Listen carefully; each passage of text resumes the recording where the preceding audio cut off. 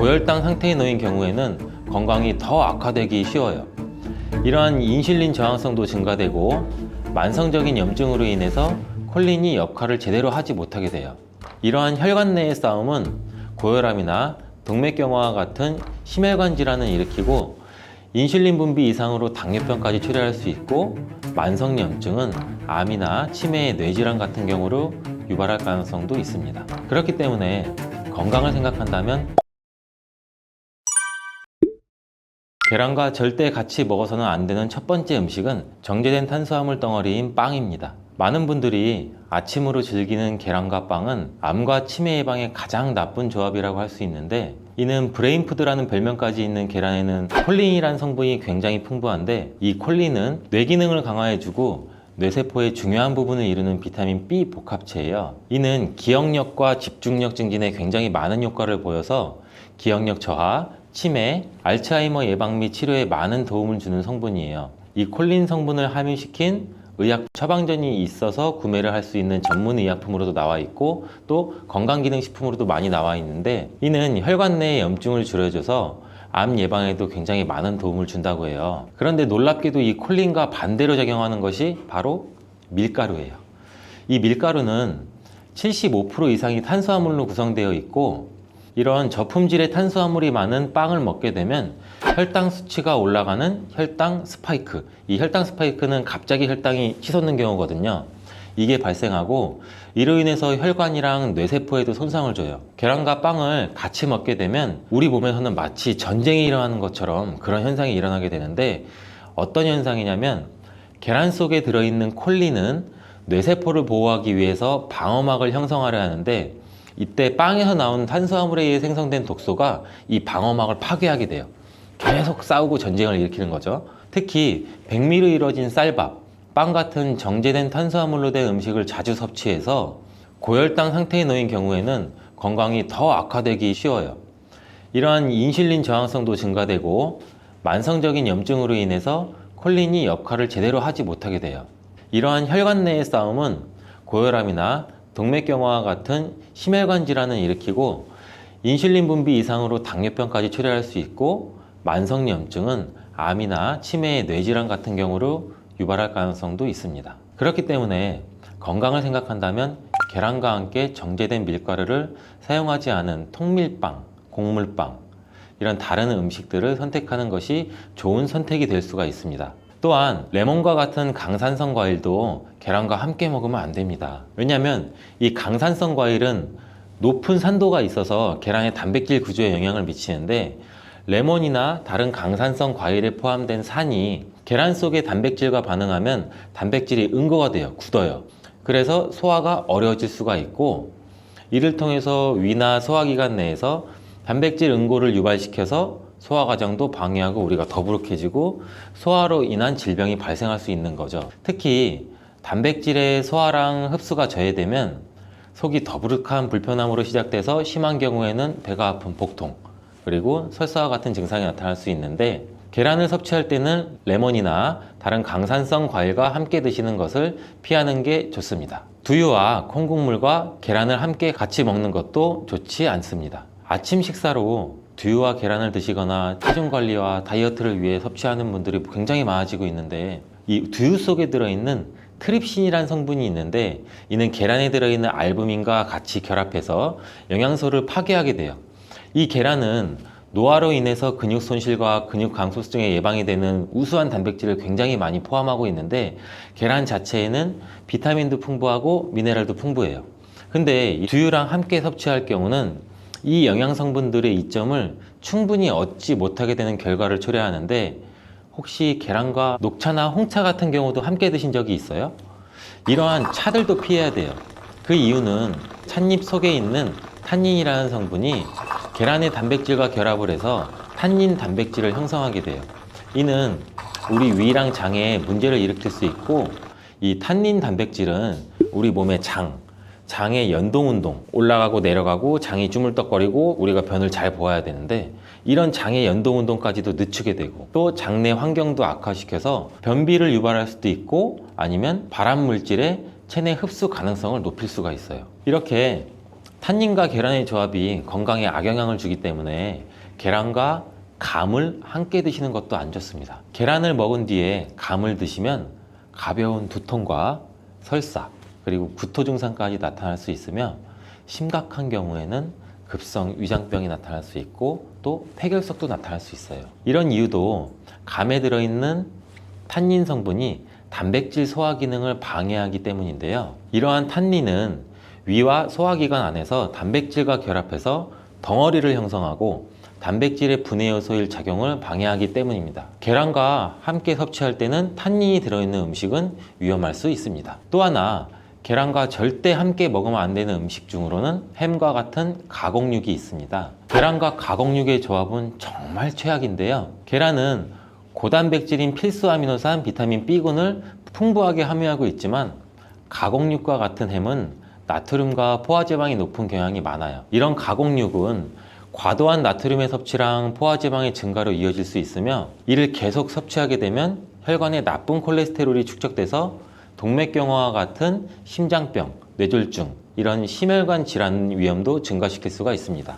또한 가공육에 포함된 첨가물과 방부제는 소화를 방해하고 장내 환경에 안 좋은 영향도 미칠 수가 있고, 계란을 드시는 것을 꺼려 하시는 분들은 계란이 콜레스테롤 수치를 올려서 우리 몸의 건강에 해롭다고 생각하시는 분들도 굉장히 많은데 이 생각이 틀렸다는 것을 제가 알려드릴게요. 유독 계란이 콜레스테롤을 높여서 성인병을 유발하는 주범인 듯한 이야기는 왜 생길 걸까요, 도대체? 콜레스테롤이 함유된 식품은 계란 말고도 정말 많은데 그 이유는 계란 한 알에 들어있는 콜레스테롤 양이 사람이 하루 섭취해야 할 콜레스테롤 양의 65%나 되기 때문입니다. 콜레스테롤 양만 따지면 계란 하나를 먹었다면 콜레스테롤이 든 다른 음식은 무조건 피하셔야 돼요.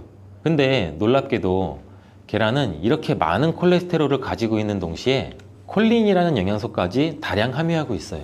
이 콜린은 나쁜 콜레스테롤을 간으로 옮겨서 제거하는 기능도 갖고 있는데 좋은 콜레스테롤인 HDL 수치도 같이 높여주는 거예요. 따라서 계란의 콜레스테롤은 콜린에 의해서 자연스럽게 좋은 콜레스테롤로 전환이 된다는 거죠. 그래서 계란을 한두 개 더 먹어도 전혀 문제가 되지 않아요. 만약 중증 심혈관 질환에 걸린 경우가 아니라면 일반적으로 하루 두세 개 정도의 계란 섭취는 건강을 지키는데 큰 도움이 될 수 있습니다. 이제 콜레스테롤 걱정 없이 우리 모두 계란을 먹어도 되겠죠? 당뇨가 있으신 분들도 마찬가지예요. 50대 이후가 되면 당뇨 환자가 급격히 많아지게 되는데 당뇨는 정말 무서운 병이에요. 당뇨는 당뇨 한 가지만으로도 위험하지만 당뇨로 인한 고혈압, 심근경색, 뇌졸중, 치매, 다른 질병을 유발시키기 때문에 그런데 당뇨의 원인 중 하나는 비만이 있는데 이 비만 관리가 바로 당뇨 관리로 직결된다고 해도 과언이 아니죠. 근데 비만을 일으키는 원인 중 하나가 아침을 먹지 않는 것이라는 사실 여러분들 알고 계신가요? 이 경희대학교 연구팀이 발표한 논문에 따르면 아침 식사를 먹지 않는 사람은 그렇지 않은 사람보다 이 비만 위험이 1.5배나 높았고 당뇨병 위험은 무려 2.1배나 높았습니다. 이렇듯 아침 식사를 거르면 우리 몸의 대사가 천천히 느려지면서 혈당 조절에도 좋지 않은 영향을 미치게 되는데 이런 위험은 젊었을 때 발생하지 않아요. 차곡차곡 쌓여서 특히 중년 이후에 더 크게 나타나는데 나이가 들면서 기초 대사량이 줄어들고 활동량도 감소하고 근육량도 감소하기 때문입니다. 따라서 나이가 들어갈수록 우리는 아침 식사뿐만이 아니라 규칙적인 식사를 하는 습관이 매우 중요한데요. 아침 식사에 가장 좋은 음식이 바로 계란입니다. 계란에는 우리 몸에 꼭 필요한 다양한 영양소가 풍부하게 들어있기 때문인데 특히 당뇨 때문에 고생하시는 분들 굉장히 많으시죠. 이 당뇨 때문에 고생하시는 분들에게는 최고의 식품이라고 할 수가 있어요. 우선 계란에는 고품질의 단백질이 굉장히 많이 들어있는데 계란 한 개에 약 6g 정도가 들어있고 이 단백질이 포만감도 오래 유지시켜줘서 과식도 예방하는 데 굉장히 많은 도움이 되고 또 이 단백질은 혈당을 조절하는 호르몬인 인크레틴이라는 호르몬 분비를 촉진시켜서 식후 혈당이 급격히 상승하는 혈당 스파이크도 억제하고 안정적으로 유지하는 데 굉장히 효과가 좋습니다. 이뿐 아니라 계란 노른자에 있는 비타민 D, 비타민 B, 콜린 등 중요한 영양소들이 풍부하게 들어있어 비타민 D는 인슐린 분비와 감수성을 높이고 면역력도 길러주고 콜린은 간 건강에 도움을 줘서 지방간을 예방하는 데 굉장히 효과적인 성분입니다. 이 지방간은 비만과 당뇨의 위험 요인 중 하나인데,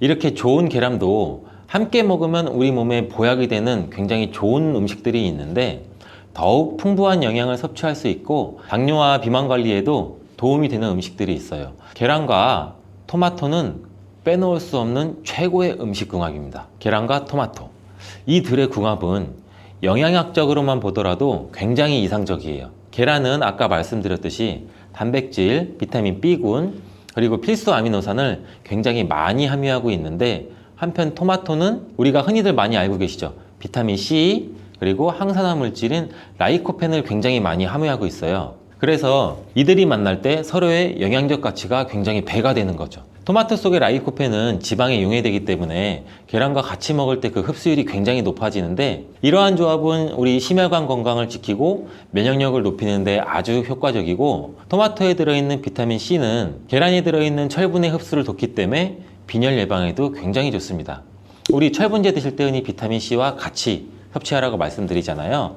이와 같은 이유 때문인데, 또 하나를 보면 올리브유를 두른 팬에 계란과 토마토를 넣고 살짝 볶아 드시면 아침에 최고의 식단이 될 수 있습니다. 요즘 또 아보카도 식단도 굉장히 인기가 많은데요.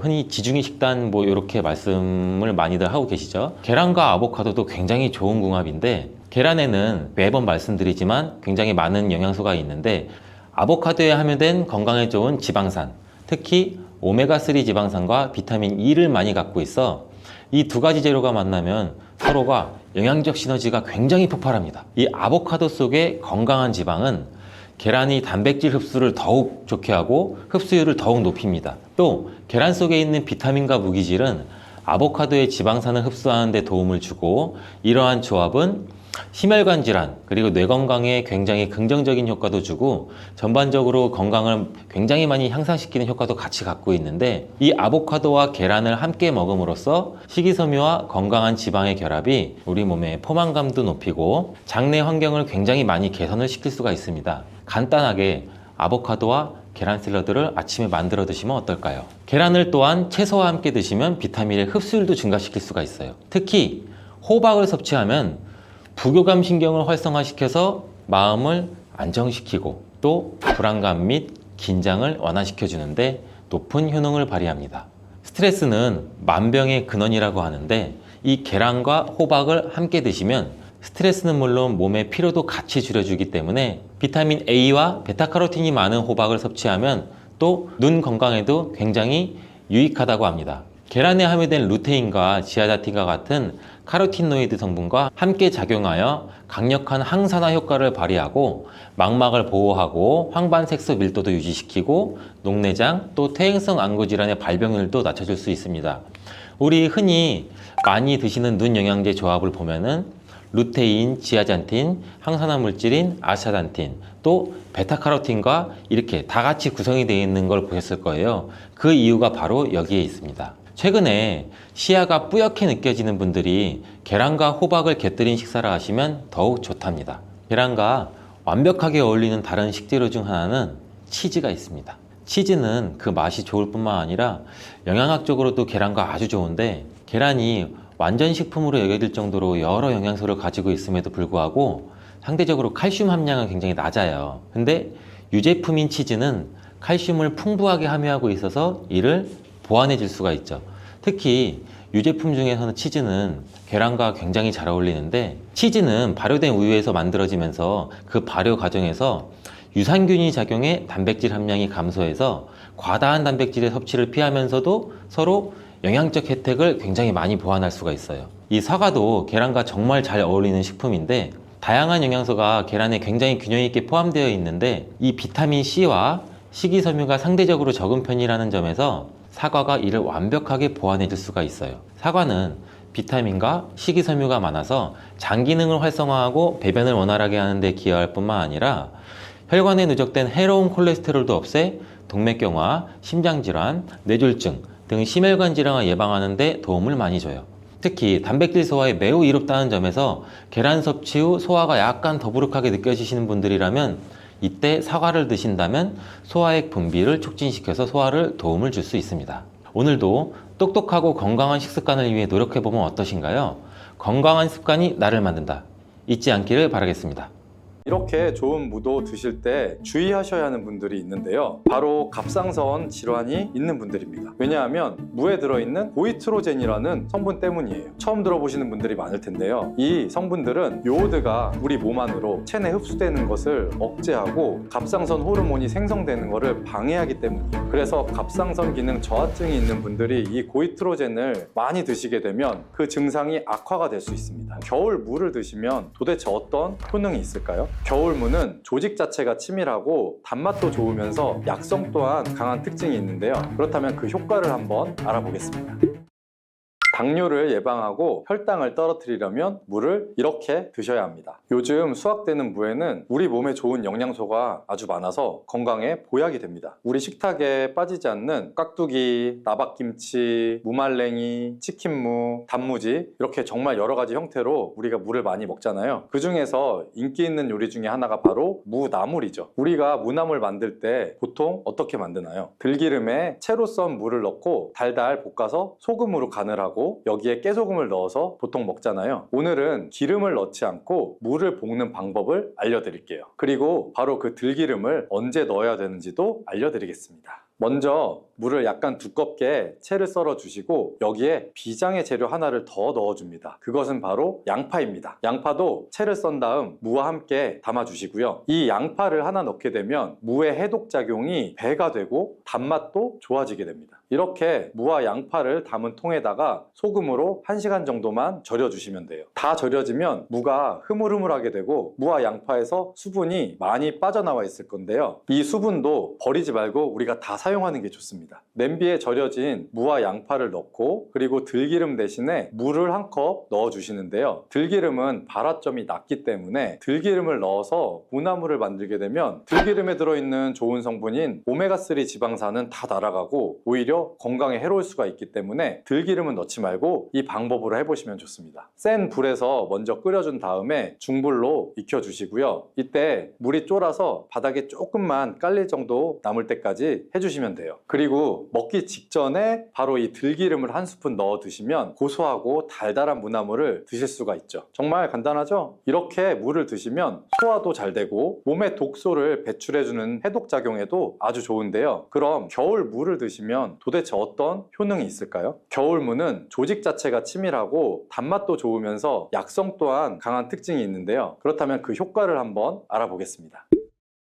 첫 번째는 기침을 멈추게 하고 가래를 묽게 해서 쉽게 배출되도록 도와주는 건데요. 우리가 무를 생으로 그냥 먹으면 알싸한 매운맛이 있죠. 이 바로 매운맛이 무에 들어있는 시니그린이라는 성분 때문인데요. 이 시니그린의 효능이 바로 호흡기의 점막을 자극해서 점액 분비를 촉진해 주는 겁니다. 이렇게 점액이 나와 호흡기에 붙어있는 가래를 묽게 만들어서 쉽게 배출되도록 도와주는 거고요. 이뿐 아니라 점막이 호흡기 외벽을 보호해서 각종 세균이나 감기 바이러스 등이 쉽게 우리 몸으로 침투하지 못하게끔 보호해주는 효과도 있습니다. 우리가 보통 병원에서 처방받아서 먹는 감기약과는 좀 다르게 무는 기관지가 본연의 역할을 잘 할 수 있도록 회복시키고 유지시켜준다는 좋은 점이 있는 겁니다. 이런 효능 때문에 가래나 기침 등의 감기로부터 우리 몸을 보호하고 회복시킬 수가 있는 거고요. 그러면 특별히 이 기침, 가래 증상, 그리고 호흡기에 도움이 되도록 물을 먹는 방법을 한 가지 알려드릴게요. 그건 물을 바로 주스로 만들어서 마시면 되는데요. 이때 무와 배를 함께 사용하시면 됩니다. 겨울에 감기에 걸렸을 때 우리가 배숙을 만들어서 마시기도 하잖아요. 배 자체에도 염증을 가라앉혀주고 기침을 먹게 해주는 효능이 있기 때문인데요. 이런 배와 물을 함께 드시게 되면 겨울에 건조했던 기관지가 촉촉해져서 기침도 줄여주고 가래를 묽게 해서 몸 밖으로 배출하기가 쉬워지게 돼요. 또 무와 배는 열을 내려주는 효능이 있기 때문에 때문에 기관지염이나 편도선염, 후두염 이런 목에서 오는 열감을 완화시키는 데에도 도움을 줄 수가 있습니다. 이걸 만드는 방법은 무와 배를 약 1대1의 비율로 섞어서 믹서기에 넣고 갈아주시면 되는데, 한 가지 주의할 점이 무에는 초록색 부분이 있고 흰색 부분이 있죠. 이 중에서 흰색 부분은 매운맛이 좀 더 강하고 초록색 부분은 단맛이 조금 더 좋습니다. 그래서 우리가 주스를 만들 때에는 초록색 부분을 사용하시는 것을 추천드립니다. 그리고 무와 배의 껍질도 꼭 함께 갈아주시면 좋은데요. 왜냐하면 속살보다 껍질에 더 많은 플라보노이드 성분이 함유되어 있기 때문이에요. 배에 있는 씨만 제거하시고 믹서기에 넣고 갈아주신 다음 그대로 마시면 되는데요. 만약에 이게 너무 걸쭉해서 마시기가 힘들면 면포에 좀 걸러주신 다음에 드시면 마시기 좋습니다. 자, 두 번째 무의 효능은 바로 소화에 좋은 건데요. 우리가 천연 소화제라고 하면 떠오르는 것이 바로 이 무입니다. 왜냐하면 무 안에는 전분을 분해하는 아밀라제와 디아스타제가 풍부하고 단백질을 분해해주는 효소인 프로테아제도 많이 들어있어서 우리가 고기를 먹을 때도 이 무를 같이 먹으면 정말 좋은 음식이 되거든요. 김장을 하고 나서 돼지고기 삶은 다음에 우리가 수육 많이 하죠. 이때 이 김장김치 그리고 남은 무를 가지고 양념을 더해서 무김치를 만들어 수육과 함께 먹을 수 있죠. 이렇게 드시는 게 무의 단백질 소화 요소인 프로테아제 덕분에 정말 좋은 음식의 궁합을 만들게 되는 거예요. 또 무에는 탄수화물을 분해하는 디아스타제라는 효소가 아주 많이 들어있거든요. 우리나라의 주식이 뭐죠? 바로 쌀이죠. 우리가 쌀밥을 먹을 때 무로 만든 반찬을 드시는 게 그래서 좋은 방법이 될 수가 있는데요. 나이가 들면 보통 몸에서 나오는 소화 효소 자체가 좀 줄어들 수밖에 없어요. 그래서 나이가 들수록 무로 만든 반찬을 많이 드시는 게 도움이 됩니다. 근데 이 무에 함유된 이 효소들은 열에 좀 약하기 때문에 무의 소화 효소를 섭취하려면 사실 열을 가하지 않은 생으로 드시는 게 더 좋기는 해요. 동치미나 깍두기가 정말 안성맞춤이 되겠죠. 그리고 무에는 지방을 분해하는 효소인 에스터라제가 아주 풍부한데요. 우리가 집에서 흔히 많이 먹는 야식 중에 치킨이 있죠. 이 치킨 배달을 시키면 치킨무가 꼭 같이 오죠. 바로 지방이 많은 치킨을 먹을 때 무를 함께 드시면 입안도 아주 깔끔해지고 소화도 잘 되겠죠. 그리고 세 번째 무의 효능은 혈관 건강에 좋다는 건데요. 무에는 식이섬유가 풍부해서 장 건강에 도움을 줄 뿐 아니라 혈관 건강에도 도움을 주는데요. 바로 이 식이섬유가 체내의 콜레스테롤을 흡착시켜서 체외로 배출시켜 주므로 혈관 내 노폐물을 제거하고 혈액순환을 원활하게 도와주는 겁니다. 또 비타민C도 풍부하게 함유되어 있는데요. 이 무의 비타민C는 항산화 작용이 좋기 때문에 혈관 내에 활성산소를 제거해주고 혈관벽을 튼튼하게 해주는데도 도움을 줍니다. 그리고 무에는 칼륨이 함유되어 있는데 칼륨의 대표적인 효과가 바로 나트륨을 배출하는 겁니다. 혈관 내의 나트륨은 우리 몸의 혈압 상승이랑 직접적으로 관련이 되는데 무를 꾸준히 섭취함으로써 혈관 내의 나트륨을 몸 밖으로 배출시켜서 혈압을 낮추고 심혈관 질환을 예방하는 데에도 도움을 줍니다. 그리고 엽산 또한 무에 풍부하게 함유되어 있는데요. 이 엽산이 혈관에 염증을 억제해 줄 수 있고 혈전 생성을 막아주는 역할을 해줄 수가 있습니다.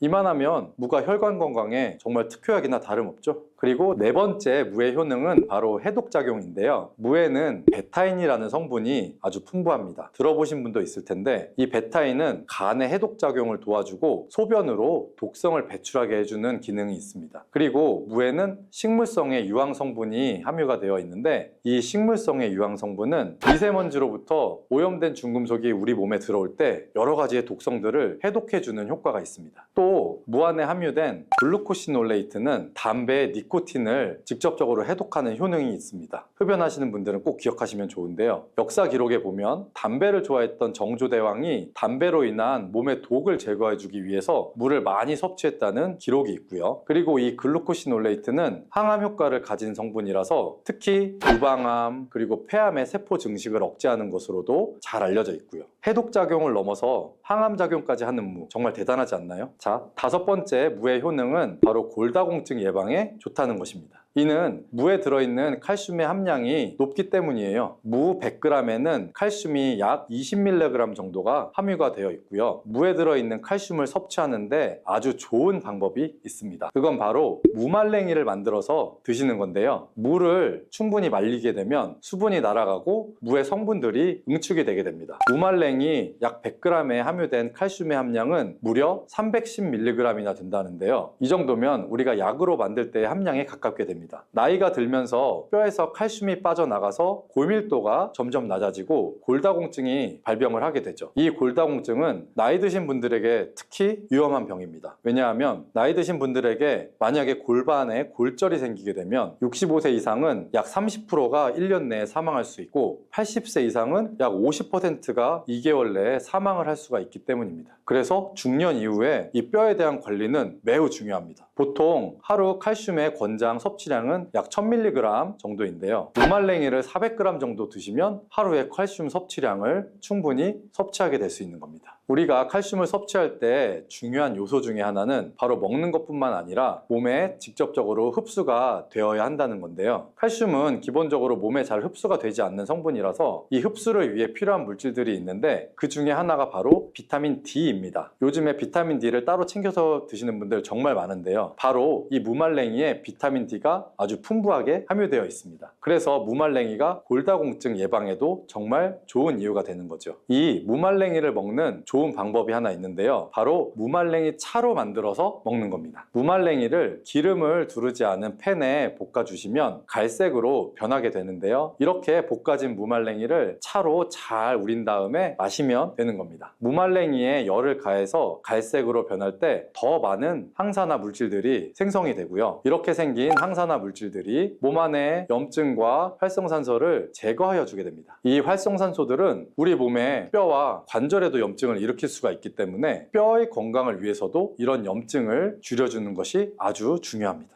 여섯 번째 무의 효능은 바로 당뇨를 예방하는 데 도움을 준다는 건데요. 미국 당뇨병 협회에서는 당뇨를 예방하기 위해서 물을 매일 섭취하라고 권고를 하고 있습니다. 탄수화물을 우리가 섭취하게 되면 탄수화물이 당으로 변해서 우리 몸의 혈당 지수가 올라가게 되는데요. 이렇게 혈당 지수를 올라가는 데 관여하는 호르몬이 바로 글루카곤입니다. 우리가 물을 섭취하게 되면 이 글루카곤의 기능을 억제해 줄 수가 있는데요. 혈당을 올리는 글루카곤의 효능이 제한되기 때문에 혈당 조절에 도움을 주는 겁니다. 무에는 이렇게 많은 효능이 있습니다. 그리고 함께 드시면 무의 효능을 극대화할 수 있는 음식이 있습니다.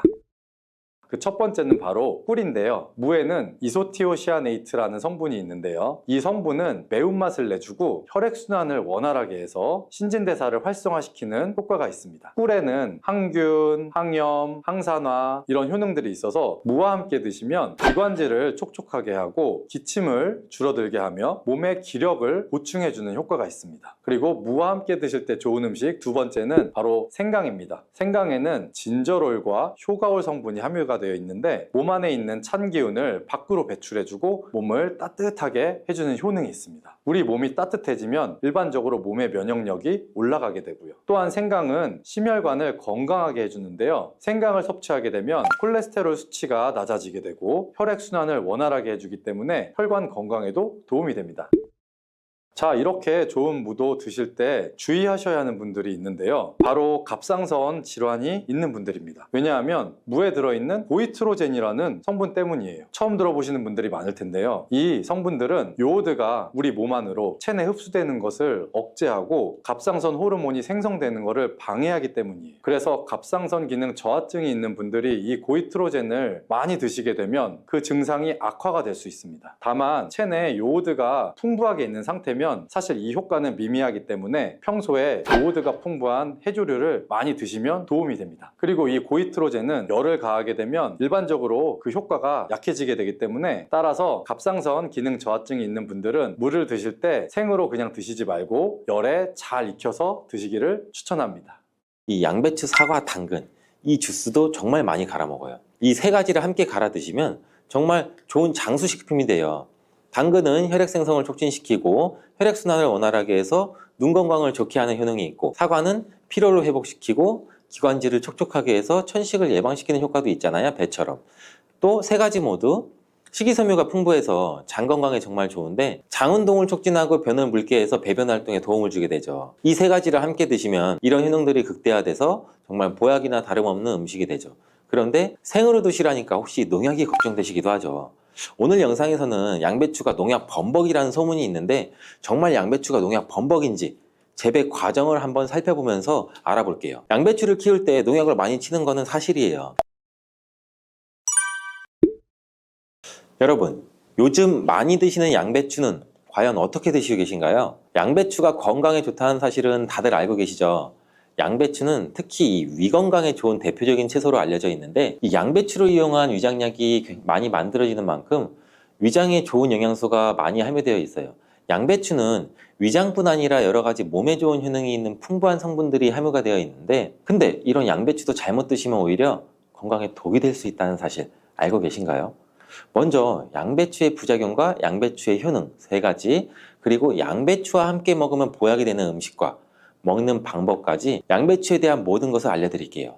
이 양배추에는 칼륨, 칼슘, 비타민 C, 비타민 U, 식이섬유 정말 많은 성분을 함유하고 있죠. 근데 비타민 C는 들어봤는데 비타민 U? 이건 뭘까요? 사실 비타민 U는 비타민은 아니에요. 비타민 U는 그 S메틸메티오닌이라는 성분인데 궤양 치료에 효과가 좋다는 것이 알려지면서 비타민 U로 불러요. U는 그 궤양에 얼서 그 영어의 첫 글자 U를 가져와서 비타민 U라고 하는 것인데 성분만 봐도 알 수 있듯이 양배추의 첫 번째 효능이 위장을 튼튼하게 한다는 거예요. 바로 위식도의 염증을 가라앉히는 데 효능이 있고 위에 염증이 있어 빨갛게 헐어있는 분들이 있는데 이런 분들은 공복에 명치 끝, 배 윗부분 명치 있는 부분이 쓰리고 아픈 통증이 발생될 수 있죠. 이런 통증 원인이 염증 때문인데 이 염증을 비타민 U, S메틸메티오닌이 완화시키는 데 도움을 주고 비타민 U는 위점막에서 분비하는 호르몬인 이 프로스타글란딘의 생성을 촉진해서 위산으로부터 위벽을 보호해요. 또 위염과 위궤양도 억제해주는 작용을 같이 가지고 있고 위암이 발생되는 것까지 예방하는 효능이 있죠. 또 비타민 U는 간의 해독작용에 중요한 역할을 하는 글루타치온의 생성을 촉진해서 활성산소를 제거해서 간세포의 손상도 예방할 수 있어요. 그래서 간 기능을 개선하는 데도 도움을 줄 수가 있죠. 사실 이 비타민 U는 십자화과 채소에는 풍부하게 함유가 되어 있어요. 십자화과 채소라면 뭐 양배추, 브로콜리, 배추부 등등이 포함되죠. 100g당 약 비타민 U가 함량이 약 배추에는 39mg, 무에는 11mg, 브로콜리에는 18mg, 양배추에는 무려 46mg로 이 십자화과 채소 중에서 가장 많은 함량이 들어있고 양배추는 부위에 따라서도 비타민 U 함량이 달라져요. 푸른색의 겉잎, 하얀색의 속잎, 그리고 심지로 구성되는데 100g당 겉잎에는 26.1mg, 속잎에는 46.3mg, 심지에는 30.6mg 함유가 되어 있어요. 겉잎보다 속잎에 더 많이 함유가 되어 있죠. 과일은 껍질을 꼭 함께 제가 드시라고 누누이 말씀드렸는데 양배추는 반드시 겉잎을 드셔야 될 필요는 없겠죠. 양배추의 두 번째 효능은 항암작용을 한다는 거예요. 그리고 양배추에는 항암작용이 뛰어난 글루코시놀레이트라는 성분이 풍부한데 이 성분은 그 미로시나아제라는 효소에 의해서 설포라판과 인돌3카비놀이라는 성분으로 전환이 돼요. 이 인돌3카비놀은 호르몬의 균형을 조절해주는 효능이 있는데 특히 에스트로겐 대사에 영향을 미쳐서 호르몬 균형을 조절하는 데 중요한 역할을 해요. 그래서 여성 호르몬 관련 건강 문제에 도움을 줄 수가 있죠. 또한 유방암이나 자궁경부암 발생을 억제하는 기능도 하고 미국 미시건 주립 연구팀에서 발표를 한 적이 있어요. 실제로 양배추를 일주일에 3회 이상 섭취한 여성들이 일주일에 1회만 섭취한 여성에 비해서 유방암 발생률이 약 72%나 낮은 것으로 보고했고 또한 글루코시놀레이트는 백혈구와 면역 단백질인 사이코카인 조율 능력이 굉장히 뛰어나서 방광암이나 유방암, 간암 등의 강력한 항암 효과를 보이는 것으로 알려져 있어요. 양배추의 세 번째 효능은 정말 중요한 효능인데 바로 몸에 진액을 보충해주는 효능이에요. 몸에 진액이 부족하면 아무리 좋은 약을 드셔도 효과를 못 봐요. 온몸 구석구석 질병에 걸릴 가능성이 높아져요. 이 몸의 진액이라고 하면 혈액이나 림프액, 조직액, 음식물 섭취 시 흡수되는 영양물질, 몸 안에 조직에서 분비되는 점액질, 호르몬 우리 몸의 모든 생명을 유지하기 위해서 필요한 모든 체액이 바로 진액이에요. 몸 안에 수분 같은 것들은 전부 다 진액이라고 보시면 되는데 이 진액이 몸에 부족하면 여러 증상이 나타나요. 손발도 차고 저린 경우에 혈액순환이 잘 되지 않아 그런 증상이 나타나게 되고 혈액순환이 문제가 바로고 혈액순환에 진액이 부족해서 그런 증상이 나타나는 경우도 굉장히 많고 또 이 수분이 충분해야 손발 끝까지 혈액순환이 원활하게 될 수가 있는 건데 기관지에 진액이 부족하게 되면 또 당연히 기관지도 건조해지고 그렇게 되면 외부에서 먼지 같은 이물질이 들어오면 기관지는 다이렉트로 자극을 강하게 느껴 기침이 나고 칼칼하고 목소리도 잘 나지 않는 현상도 나오고 위에 진액이 부족하면 위장의 조직들이 수축되는 현상으로 또 위축적 위염도 나타날 수가 있고 심장의 진액이 부족하면 심장에 열이 오르고 심장박동도 빨라질 수 있고 나이가 들면 또 관절이 점점 뻣뻣해지고 입도 바짝바짝 마르는 증상도 많이 나타나고 있고 그리고 또 목, 어깨 등의 근육이 뭉쳐 통증이 나타나는 이유도 몸 안에 진액, 수분이 부족하기 때문이고 굉장히 다양해요. 진액이 부족해서 나타나는 현상들은. 근데 수분이 부족하면 우리는 물을 마시면 해결되지 않을까? 물론 물을 마시면 몸에 대부분 수분이 보충되긴 하지만 대부분 소변이 빠져나가게 되죠. 소변으로. 마신 물이 몸속 구석구석 스며들게 돼서 몸에 진액을 보해주려면 물만 마셔서는 절대 해결이 되지 않아요. 물이 우리 몸에 들어왔을 때 몸속에 잡아들 수 있는 힘이 부족한데 이런 역할을 하는 것이 양배추예요. 양배추는 몸의 진액 보충을 위해 한의학에서 많이 처방하기도 하는데 이 진액을 채우고 뇌를 보호하는 뇌수와 뼛속의 골수를 채워주는 역할도 같이 하는 것으로 알려져 있어요. 이렇게 좋은 양배추도 잘못 드시면 부작용이 발생할 수가 있는데 양배추를 드실 때 주의하셔야 하는 분들 4가지 유형에 대해 알려드릴게요. 첫 번째는 과민성 대장증후군이 있으신 분들이에요. 양배추에 함유된 특정 당분이 가스를 생성하게 되는데 이 과민성 대장증후군이 있는 분들이 양배추를 드시면 장이 팽창되고 복부 팽만이 일어나서 설사를 유발하게 될 수도 있어요. 두 번째는 이 위축성 위염, 장상피 화생이 있는 분들이에요. 위장 점막이 위축돼 있고 변성이 심한 경우인데 이런 분들은 양배추가 몸에 잘 맞지 않을 수가 있어요. 이런 분들이 양배추를 드시면 오히려 속쓰림이 심해질 수가 있는데 공복 속쓰림에는 양배추가 도움이 될 수 있지만 식후에 속쓰림이 있으신 분들이라면 또 위장 점막에 문제가 있을 가능성이 있으니 양배추를 적당히 드시길 바라고, 세 번째는 갑상선 기능이 저하된 분이에요. 이런 분들은 양배추를 드실 때 절대 생으로 드시지 마시고 살짝 쪄서 드시길 바래요. 그렇다고 양을 많이 드시면 안 되고 한 번에 드실 때 약 150g 정도로 일주일에 한두 번 정도만 드시기를 추천드려요. 왜냐면 이 양배추에는 고이트로젠이라는 성분이 많이 포함되어 있는데 이 성분은 갑상선의 기능을 방해하게 돼요. 양배추를 지속적으로 드시면 갑상선 문제를 유발할 수도 있죠. 근데 이 고이트로젠에 열을 가하면 이 성분이 비활성화가 되기 때문에 쪄서 드시라는 거예요. 다만 갑상선에 문제가 전혀 없는 분들이라면 양배추를 생으로 조금씩 드시는 것도 괜찮죠. 양배추에는 이 설포라판이라는 성분이 있는데 이 성분은 강력한 항암이나 항산화 작용을 하는 좋은 성분인데 양배추에 열을 가하게 되면 이 성분은 다 사라져요. 그러니 갑상선에 문제가 없으신 분들은 양배추를 그냥 생으로 드셔서 양배추의 좋은 효능을 통해 건강을 챙기시길 바래요. 네 번째는 고혈압이나 뇌경색 등의 문제로 이 아스피린과 같은 혈전 용해제 같은 약을 복용하시는 분들인데, 왜냐면 양배추에는 비타민 K라는 성분이 들어있는데 비타민 K는 지혈작용을 하는 기능이 있어요. 이 지혈작용이 뭘까요? 혈액을 말 그대로 빨리 굳게 만드는 거죠. 근데 이 혈액을 묽게 만드는 약을 드시는 분들이 양배추를 드시게 되면 비타민 K와 충돌하게 되어 복용하시는 약의 효과를 떨어뜨리거나 다른 부작용을 일으킬 수가 있을 가능성이 있어요. 그렇다면 양배추를 드실 때 어떻게 먹는 것이 가장 좋을까요? 정답은 바로 양배추를 그냥 생으로 드시는 게 가장 좋아요. 왜냐하면 비타민 U나 C와 같은 좋은 성분들은 열에 약해서 이 조리 과정으로 인해서 파괴가 되기 때문인데 양배추는 생으로 드시기 참 그래도 어렵잖아요. 그래서 양배추를 생으로 드실 수 있는 방법을 알려드릴게요. 갈아서 주스로 드시면 돼요. 이때 양배추만 갈아 드시면 맛이 굉장히 없잖아요. 양배추와 함께 갈아 드시면 맛도 좋고 보약이 되는 음식 3가지를 제가 바로 알려드릴게요. 저희 집도 아침마다 주스를 정말 많이 갈아서 먹는데 이 양배추, 사과, 당근 이 주스도 정말 많이 갈아 먹어요. 이 3가지를 함께 갈아 드시면 정말 좋은 장수식품이 돼요. 당근은 혈액 생성을 촉진시키고 혈액순환을 원활하게 해서 눈 건강을 좋게 하는 효능이 있고, 사과는 피로를 회복시키고 기관지를 촉촉하게 해서 천식을 예방시키는 효과도 있잖아요. 배처럼. 또 3가지 모두 식이섬유가 풍부해서 장 건강에 정말 좋은데 장 운동을 촉진하고 변을 묽게 해서 배변 활동에 도움을 주게 되죠. 이 3가지를 함께 드시면 이런 효능들이 극대화돼서 정말 보약이나 다름없는 음식이 되죠. 그런데 생으로 드시라니까 혹시 농약이 걱정되시기도 하죠.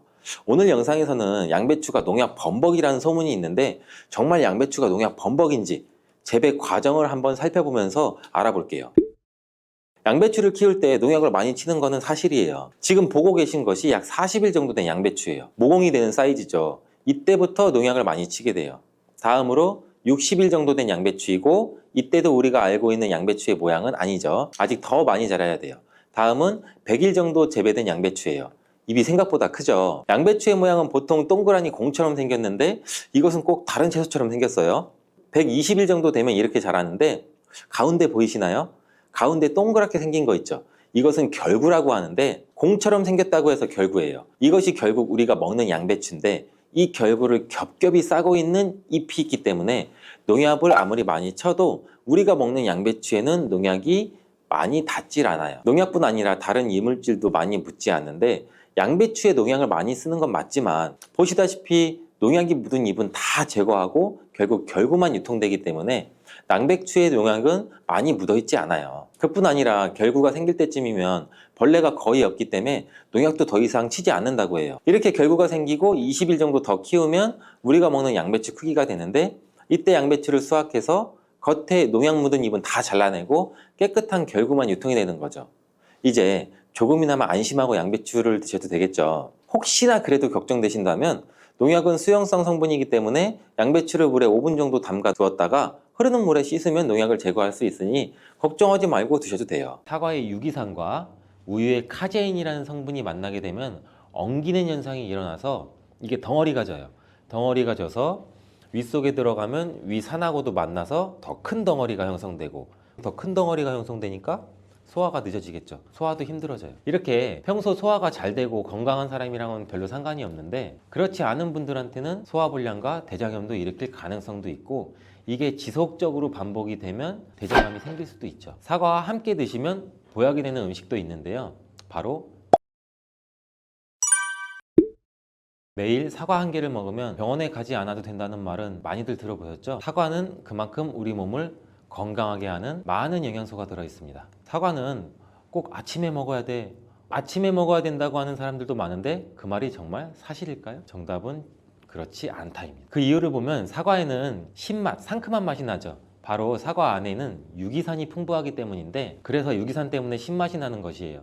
이 유기산은 우리 몸에 이로운 정도 있지만 평소에 속쓰림이 자주 있거나 위염, 식도염이 있는 분들이 아침에 공복에 사과를 먹게 되면 우리 몸의 위 점막에 심한 자극을 줄 수 있어요. 빈속에 안 그래도 속이 쓰리신 분도 많은데, 음식물이 있을 때 위 안에서 위산이 분비되고 위액이 분비돼야 중화가 되면서 우리 위도 코팅이 되고 건강한데, 음식이 없을 때 위산이 분비되면 오히려 위벽을 깎아먹게 되는 효과를 나타내거든요. 그래서 평소에 위가 약하거나 위염이 있으신 분들, 역류성 식도염이 있으신 분들, 이러신 분들 같은 경우에는 공복에 사과를 드시는 게 오히려 독이 될 수가 있습니다. 또한 마늘과 파 같은 음식은 열을 내는 음식이라고 하면, 우리 사과는 우리 몸을 차갑게 하는 과일이라서 몸이 찬 분들은 사과를 드실 때 또 주의를 하셔야 돼요. 위염 같은 증상이 있는 분들은 공복에 사과를 드시면 사과가 소화도 되지 않고 설사를 하게 될 가능성도 높고, 평소에 아랫배가 차거나 손발이 차서 수족냉증에 걸리신 분들도 많으시고 혈액순환도 안 되고, 또 생리기간 중에 있으신 여성분들도 사과를 드실 때는 주의하셔야 됩니다. 이런 분들이 사과를 드실 때는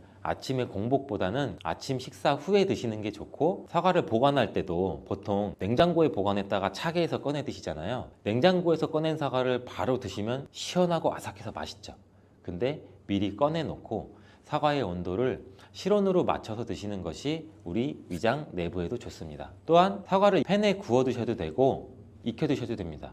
그렇다면 왜 아침에 먹는 사과가 보약이라는 말이 굉장히 우리가 많이 알고 있을까요? 건강하신 분들은 사과를 아침 공복에 드시면 더욱 좋은데, 그 이유는 사과에는 펙틴이라는 식이섬유가 풍부해 우리 장 운동을 활발하게 하고 장내 노폐물을 배출하는 데 도움을 줘 하루를 건강하게 시작할 수 있기 때문입니다. 한 가지 꼭 기억하셔야 할 점은 사과를 껍질째 드셔야 한다는 것입니다. 실제 연구에서는 사과의 껍질에는 안토시아닌이나 퀘르세틴, 에피카테킨 같은 이러한 식물성 폴리페놀 성분이 사과의 그 과육보다 사과 껍질에 훨씬 더 많이 함유되어 있는 것이 밝혀졌고, 또 이러한 껍질을 버리고 깎고 먹게 되면 사과의 좋은 영양소는 극히 일부만 드시게 되는 것이죠. 사과에는 펙틴 말고도 정말 다양한 영양소가 있는데, 사과에는 어떤 효능이나 영양소가 있는지 한번 알아보겠습니다. 사과는 먼저 장을 건강하게 해줘요. 요즘 프로바이오틱스, 프리바이오틱스 굉장히 많죠, 유산균. 이렇게 사과가 천연 프리바이오틱스로서 장내 우리 몸, 장 안에 좋은 균을 많이 생기도록 해주는 작용을 해줍니다. 이렇게 장내에 좋은 균이 많이 생기게 되면 장의 환경이 좋아지는 건데, 그렇게 되면 단맛, 자극적인 맛이 강한 가공식품에 대한 식욕도 줄어들고 건강한 식품을 먹고 싶은 욕구도 늘어나게 돼요. 또 장이 건강해지면 우리 면역력이 또 좋아지고, 이렇게 다 선순환으로 이어져 가는 건데, 장에는 물론 좋은 세균, 나쁜 세균들이 굉장히 많이 존재가 해요. 근데 좋은 세균만 많아도 안 되고 나쁜 세균만 많아도 안 돼요.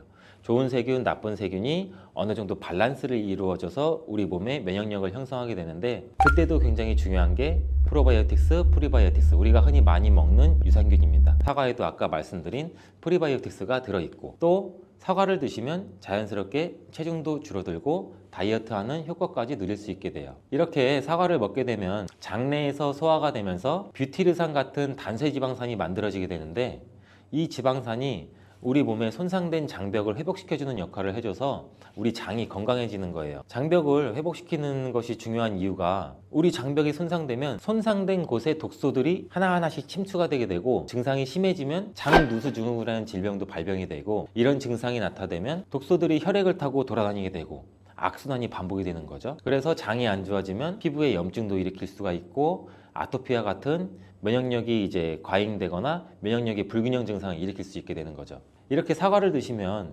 이런 증상을 예방해 장이 건강해져 피부도 탄력 있게 밝아지게 하는 효과도 있고, 사과 속의 풍부한 펙틴이 아까 장 운동도 활발하게 한다고 말씀드렸잖아요. 그렇게 되면 암을 유발할 수 있는 물질들이 장내에 오래 머물지 못하고 결국 대장암의 발병률도 서서히 줄어들게 되죠. 그리고 사과는 혈관도 깨끗하게 해주는데, 혈관을 깨끗하게 해주면 뇌졸중, 고혈압, 심근경색, 그런 혈관 질환도 같이 예방할 수 있게 되고, 이렇게 혈관에 활성산소가 많아지게 되면 혈전이 생겨 혈액순환을 방해하기도 하고 혈관 세포를 손상시켜 노화를 촉진시키기도 하는데, 이러한 활성산소를 제거해 주는 게 우리가 흔히 알고 있는 항산화 영양제라고 해요. 말 그대로 활성산소가 우리 세포의 노화를 촉진시켜주고 우리 세포를 더 늙게 만들거든요. 이러한 것들을 제거해주는 항산화 영양소를 같이 섭취해주는 것도 매우 중요한데, 그 항산화 영양소도 사과에 들어있다는 것을 알고 계시면 좋을 것 같습니다. 또한 이러한 활성산소를 제거해서 혈전이 생기는 것을 억제하는데 가장 큰 역할을 하는 게 플라보노이드 계열의 루틴이라는 성분인데, 이 루틴이 사과에 굉장히 많이 들어있어요. 또한 사과에는 칼륨도 굉장히 많이 함유되어 있어서, 칼륨은 혈관 내에 나트륨을 몸 밖으로 배출해주는 역할을 해요. 나트륨은 수분을 흡수하는데 칼륨이 부족하면 나트륨도 배출되지 않습니다. 이 나트륨은 혈압이 상승하며 혈관에 노폐물을 쌓이게 만드는데, 사과를 섭취해서 칼륨을 공급해주면 혈압도 방지할 수 있고 노폐물을 배출시켜주는 역할도 같이 할 수 있습니다. 또한 이러한 칼륨은 혈관을 확장시키는 작용을 해서 혈액순환도 원활하게 하고 심장 박동도 안정시키고 심장의 기능도 강화하는 데 도움을 줄 수 있는 성분이에요. 근데 여기서 한 가지 주의할 점을 알려드릴게요. 활성산소가 혈관을 손상시킨다고 했잖아요. 근데 사과를 잘못 드시면 오히려 활성산소가 굉장히 많이 생기게 돼요. 바로 갈변된 사과를 드시는 것입니다. 사과를 먹고 남게 되면 밀폐 용기에 담아 보관했다가 나중에 드시는 경우 굉장히 많잖아요. 그때 우리가 단면이 사과가 갈색으로 변하게 되는데, 이는 공기 중에 산소와 만나서 산패돼서 갈색으로 변한 것이거든요. 이렇게 산패된 사과를 드시면 활성산소를 제거하는 것이 아니라 오히려 활성산소를 증가시켜 혈관 건강에 악영향을 줄 수 있으니까, 갈변된 사과는 그 부분은 바로 잘라내고 드시는 것을 추천드립니다. 또한 사과의 이로운 점 중 다른 하나는, 사과는 혈당을 조절해서 당뇨를 예방하고 그 당뇨를 회복하는 데에도 도움을 줄 수가 있어요. 당뇨가 있으신 분들은 과당이 혈당을 올려 안 좋다고 알고 계시잖아요. 굉장히 많은 분들이. 근데 사과는 오히려 혈당을 조절해 주기 때문에 당뇨가 있으신 분들은 사과를 드셔야 됩니다. 식사하기 30분 전에 사과를 드신 후에 식사를 하시면 혈당이 급격하게 오르는 혈당 스파이크 현상도 막을 수가 있어요. 사과에 단맛 때문에 당뇨가 있는 분들이 사과를 드시는 것을 꺼려 하시는데, 사과에는 단맛도 있지만 혈당은 올리는 GI 지수가 36으로 혈당 지수가 낮은 과일이에요. 근데 혈당 지수가 높은 과일이 뭔지 아세요?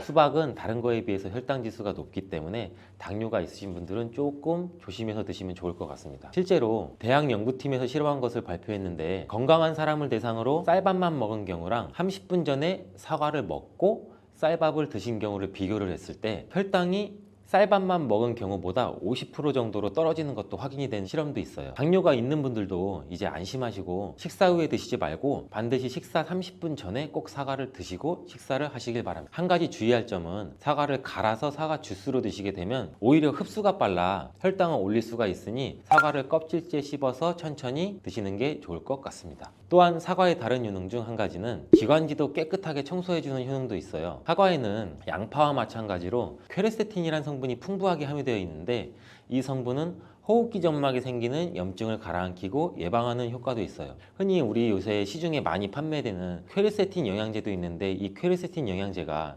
아이들 비염, 기관지염 이런 쪽을 개선시킨다고 많이들 이제 광고도 하는데 이처럼 퀘르세틴이 우리 몸에 있는 염증도 굉장히 많이 잡아주거든요. 이런 물질들이 사과 속에도 같이 함유되어 있다는 것을 기억하시기 바라겠습니다. 그리고 폐기관지에 모세혈관도 튼튼하게 만드는 걸 도와주고 천식이 있거나 기관지가 약한 분들이 미세먼지 때문에 기침이 많이 나고 목에 가래가 많이 낄 수가 있는데 이런 분들도 사과를 꾸준히 드시면 호흡기가 부드러워져 불편함도 많이 해소할 수 있게 됩니다. 한 연구에서는 매주 4개에서 5개의 사과를 먹는 가정의 자녀가 매주 1개 이하의 사과를 먹는 가정의 자녀보다 천식에 걸릴 확률이 50% 정도나 낮았다고 발표한 적도 있고 사과가 그만큼 천식과 호흡기 건강에 좋다는 것이 증명된 거죠. 이렇게 좋은 사과도 함께 먹으면 절대 안 되는 음식이 있는데 바로 궁합이 안 맞는 거예요.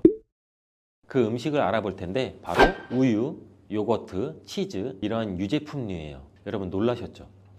유제품이랑 사과를 아침에 굉장히 많은 분들이 같이 함께 드시고 계시는데 요새 샐러드 같은 것도 많이 드시면서 샐러드에 사과도 넣고 드레싱으로 요거트랑 치즈도 붓고 이러한 경우가 많은데 유제품과 사과를 함께 드시면 사과의 비타민C가 우유에 부족한 영양 성분을 보충해줘서 좋은 것으로 대부분 많이 알고 계시는데 이런 내용이 전혀 틀린 것은 아니에요. 근데 소화 기능이 약하신 어르신분들이나 위염, 식도염 같은 증상이 있으신 분들은 이렇게 드시면 안 돼요. 영상 초반에도 제가 잠깐 말씀드렸듯이 이런 증상이 있는 분들은 유제품과 사과를 함께 드시면 그 증상이 더욱 악화되는데 그 이유는 사과의 유기산과 우유의 카제인이라는 성분이 만나게 되면 엉기는 현상이 일어나서 이게 덩어리가 져요. 덩어리가 져서 윗속에 들어가면 위산하고도 만나서 더 큰 덩어리가 형성되고 더 큰 덩어리가 형성되니까 소화가 늦어지겠죠. 소화도 힘들어져요. 이렇게 평소 소화가 잘 되고 건강한 사람이랑은 별로 상관이 없는데 그렇지 않은 분들한테는 소화불량과 대장염도 일으킬 가능성도 있고 이게 지속적으로 반복이 되면 대장암이 생길 수도 있죠. 장 건강이 중요한 이유는 아까도 영상 초반에 말씀드렸듯이 장이 우리 몸의 면역력도 같이 담당하는 기관이고 정신 건강에까지 영향을 주기 때문인데 행복 호르몬이라고 불리우는 세로토닌 많이 들어보셨죠? 이 세로토닌의 95%가 장에서 만들어지기 때문에 장이 건강해야 행복감이 또 올라갈 수 있어요. 여기서 또 하나 절대 드시면 안 되는 것이 바로 사과 씨입니다. 사과 주스를 만들어 드실 때 씨까지 함께 갈아서 드시는 경우도 굉장히 많이 있는데 이 사과 씨에는 아미그달린이라는 성분이 함유되어 있어요. 이 아미그달린이 소와 효소와 만나게 되면 이게 시아나수소라는 유독물질로 분해가 돼요. 이 시아나수소는 인체에서 유해한 독성이 굉장히 강한 물질인데 이걸 섭취하게 되면 두통이나 어지럼증, 구토, 복통 이러한 증상들이 나타날 수가 있고 심한 경우에는 이게 심장박동에도 영향을 줘서 호흡곤란, 혼수상태 이런 심각한 증상으로 나타날 수 있어요. 건강한 성인의 경우에는 사과 한 개에 들어있는 씨의 양에는 그닥 큰 영향이 없을 수가 있는데 독성에 약한 어린아이 그리고 연세가 많으신 분들한테는 이런 것도 굉장히 민감하게 반응할 수 있으니까 꼭 주의하셔야 됩니다. 사과는 유독 보여지는 것이 중요한 과일인데 흠집이 있거나 색상이 좋지 않으면 상품성이 많이 떨어져요. 근데 유독 윤기가 있거나 반짝반짝하고 빨갛고 색상이 짙은 사과는 웬만하면 피하는 게 좋아요. 간혹 유동 파라핀이라는 식품 첨가물을 사용해서 사과 위에 이렇게 이쁘게 보이게 코팅 처리를 한 사과일 수가 있는데 이 유동 파라핀을 섭취하게 되면 복통과 설사를 일으킬 수 있고 지용성 비타민의 흡수도 감소시킨다고 알려져 있어요. 요새는 이런 일이 거의 없긴 하지만 혹시나 사과가 너무 윤기가 흐르거나 만졌을 때 약간의 끈적임이 있다면 드시기 전에 살짝 의심 한번 해보시고 껍질을 깨끗하게 세척하고 드시거나 껍질을 벗기고 드시는 것이 안전하겠습니다. 사과와 함께 드시면 보약이 되는 음식도 있는데요. 바로 비트와 당근입니다. 굉장히 유명한 주스 아시죠? ABC 주스. ABC가 바로 사과, 비트, 당근. 애플, 비트, 캐럿 이 세 가지를 갈아서 만든 주스인데 사과, 당근, 비트를 함께 드시게 되면 영양소의 흡수율이 굉장히 증가하고 서로의 시너지를 굉장히 크게 나타내요. 이 서로의 영양소를 보완해줘서 더욱 건강하게 드실 수가 있는데 또한 식이섬유가 폭발적으로 증가해서 장운동을 촉진하고 변비 예방도 탁월해져요. 그리고 사과, 당근, 비트 이 세 가지는 모두 강력한 항산화 물질이 풍부해서 체내에 있는 활성산소를 제거해서 세포의 노화도 방지해주고 몸에 활력을 불어넣어 줄 수도 있는 거예요. 함께 먹으면 보약이 되는 음식으로도 고구마도 있습니다.